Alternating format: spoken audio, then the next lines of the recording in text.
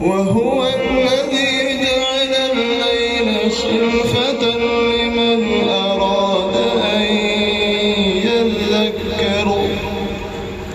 لمن أراد أن يذكر أو أراد شكورا وعباد الرحمن الذين يمشون على الأرض هونا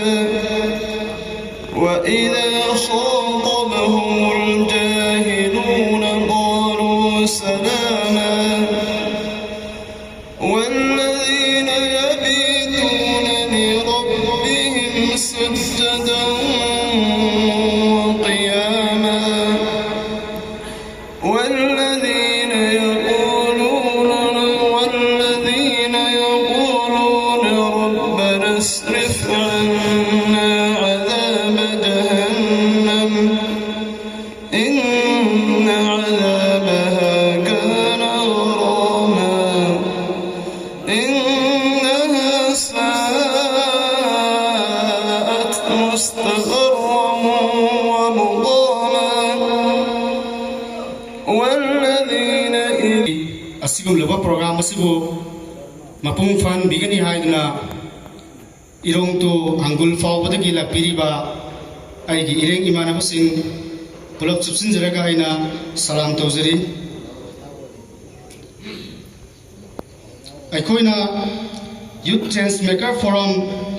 Waugai AC Sem Kibagi Maru Eba Maramasi Waugai AC Asida Maru Waina Irong to Angul for Watalariba Awat of Development Sing Highway Government School Singa Hausi Matau Lariba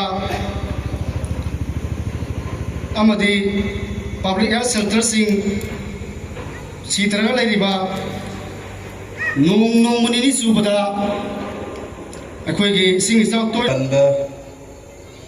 Pandava Naidana Punamapu Salam Tawzari Apunba Pundabayade Unity of Sim the Bayade Haidana Youth of Interaction Program 2025 Haiva Program Sinjabani Hariba Youth Sing Asina Nasio Kobada Wada Nasio Kobada Youth Singi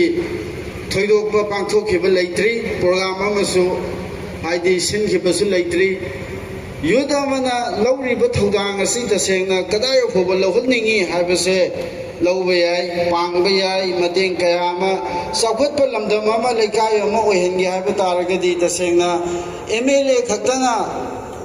Nadragana member Katana Lekai Dugi Lairiba MLA Minister Member Jilla Parishad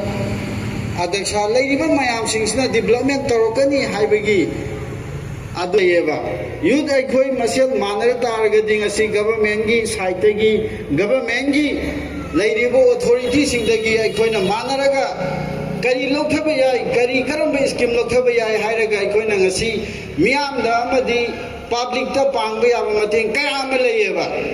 Adubu Ngasi Youth oina Tholapa Matam the Matam Mang was a Pamuyeva Mang Deva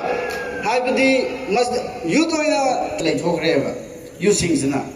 Aduna di Youth Abasi Yamna Maruway Youth Amana Towi Abangasai and Hajaki Baduni any department sing the youth Mangatara Kutrapu Salaga Unity Moiraga Lekaida Kari development Toxige Kari Safatbagi Lambida Laxige Harbagi Wakalo Lamada Lay Heidi Pantopia Eva Adumata Pantona Deva Tumin Masagadum as Moina Taujaxan Equally from the bottom later Abaduni Masita once a day Ahamba Poilamada, I call you Singapore. Nakoina Makadale Kidavani, I call Lena Nakoina Tamatavadi, Aduni Yahweh Havigi Adumba, Programma, Idea Aduma, Wakala Masi, Lagasi, Pangsalaze Yamuana, Silapadumba, Hadi Pansalamaneva. I see you Wakalo lady.